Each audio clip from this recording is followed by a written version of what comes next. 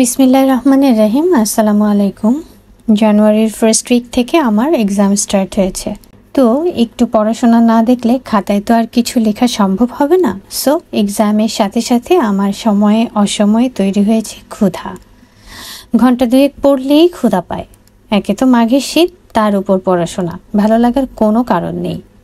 এমন পৌষ আর মাঘের শীতে শুধু লেপ মুড়ি দিয়ে ফুলকপির চপ, বাঁধাকপির পাকোড়া, গুড়ের চা, গরম গরম ভাপা পিঠা, দুধ পিঠা, এগুলোই শুধু স্বপ্নে ভাসে পড়ার টেবিলে। পরীক্ষাকে ঘিরে জানুয়ারির ঠিক 8 তারিখে আমার এক বন্ধু, বড় ভাই, শুভাকাঙ্ক্ষী, আরও যদি কোনো কিছু বলার থাকে সব সে আমার জন্য পিঠা নিয়ে হাজির।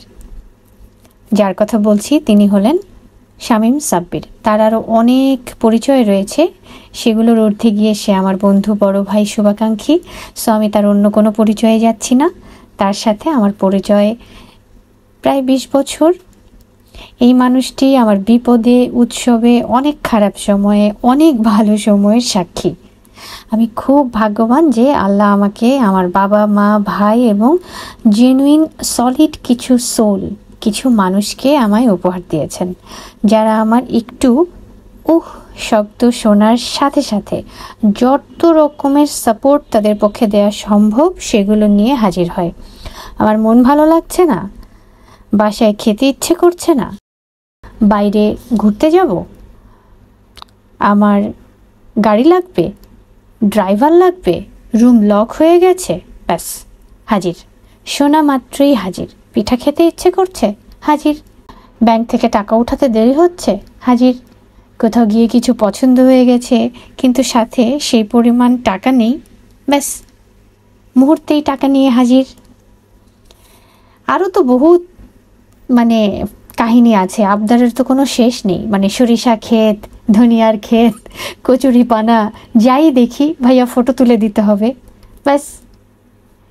হাজারো বায়না পূরণের মানুষ যার নাম সাব্বির ভাইয়া।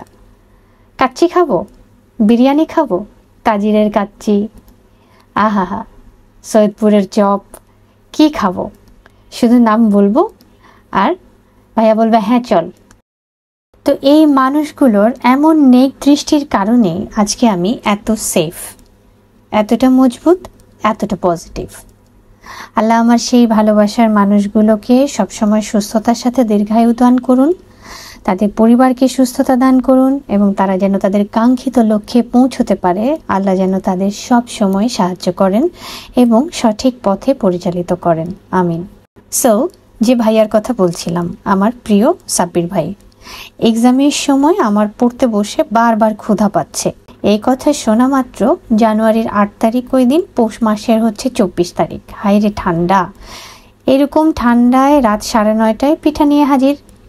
ভাপা পিঠা, তেল পিঠা, দুধ পিঠা, আহা, কি যে মজার ছিল ভাইয়া পিঠাগুলো।